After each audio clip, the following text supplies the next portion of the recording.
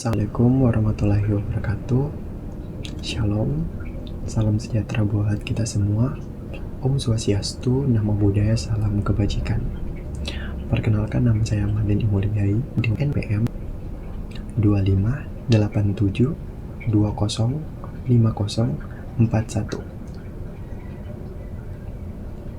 Prodi Pendidikan Pancasila dan Kewarganegaraan semester 1. Di sini saya akan menjelaskan tentang bagaimana proses perumusan Pancasila.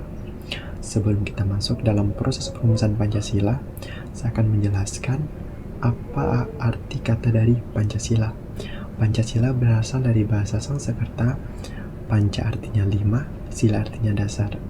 Jadi dapat kita simpulkan Pancasila berarti 5 dasar atau 5 asas. Proses perumusan Pancasila tersebut ada 3 tokoh besar yang ikut dalam proses perumusan Pancasila. Yang pertama adalah Muhammad Yamin, Supomo, dan juga Insinyur Soekarno. Masing-masing ketiga tokoh tersebut memberikan pendapatnya dalam sidang BPUPKI. Ketiga tokoh tersebut memberikan pendapatnya. Yang pertama itu adalah Muhammad Yamin memberikan pendapatnya pada tanggal 19 Mei 1945. Poin yang pertama ada peri kebangsaan, peri kemanusiaan, peri ketuhanan, peri kerakyatan, dan kesejahteraan rakyat. Sedangkan Supomo pada tanggal 31 Mei 1945 memberikan pendapat yang pertama, persatuan, kekeluargaan, kelembagaan keseimbangan lahir batin, dan juga musyawarah serta keadilan rakyat. Dan yang terakhir ada Insinyur Soekarno memberikan pendapatnya pada tanggal 1 Juni 1945.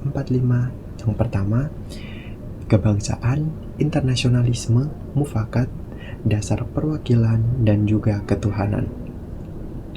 Setelah mereka memberikan pendapatnya dalam sidang BPUPKI, yang pertama, BPUPKI sendiri dibentuk pada tanggal 1 Maret 1945 oleh Jepang atau diberi nama Dokuritsu Zuanbi Chosakai. Dalam bahasa Indonesia dapat diartikan BPUPKI sendiri adalah Badan Penyelidik Usaha-Usaha Persiapan Kemerdekaan Indonesia. Jadi, tugas dari BPUPKI sendiri adalah menyelidiki, mempelajari, serta mempersiapkan hal-hal terkait persiapan kemerdekaan Indonesia. Ketua dari BPUPKI sendiri yaitu Bapak Dr. Rajiman Wedioningrat. Sedangkan pada waktu itu BPUPKI beranggotakan 67 orang. 60 orang adalah tokoh Indonesia dan 7 orang adalah orang Jepang atau tokoh dari Jepang. Selanjutnya, BPUPKI sendiri mengadakan rapat sebanyak 2 kali. Rapat yang pertama pada tanggal 29 Mei sampai dengan 1 Juni 1945 membahas tentang dasar negara. Rapat yang kedua pada tanggal 10 Juni sampai dengan 17 Juni membahas tentang rancangan undang-undang. BPUPKI sendiri mengadakan rapat di Gedung Chosangin atau sekarang diberi nama Gedung Pancasila. Setelah mereka mengadakan rapat yang pertama di BPUPKI, mereka membentuk kembali Panitia 9. Kenapa dinamakan Panitia 9? Karena panitia tersebut beranggotakan 9 orang. Panitia 9 sendiri dibentuk pada tanggal 22 Juni 1945. Apa tugas dari Panitia 9? Yaitu merumuskan dasar negara. Jadi, ketua dari Panitia 9 sendiri ialah Insinyur Soekarno dan wakilnya adalah DRS Muhammad Hatta. Setelah Panitia 9, mereka membentuk kembali PPKI atau Panitia Persiapan Kemerdekaan Indonesia.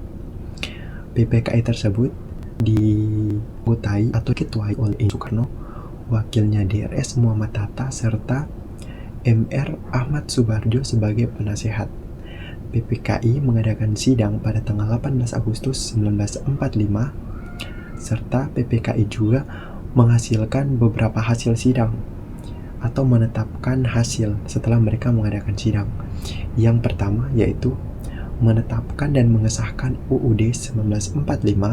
Yang kedua, mengangkat presiden dan wakil presiden. Insinyur Soekarno dan Drs Muhammad Hatta sebagai wakil, dan yang ketiga membentuk sebuah komite nasional pembantu presiden.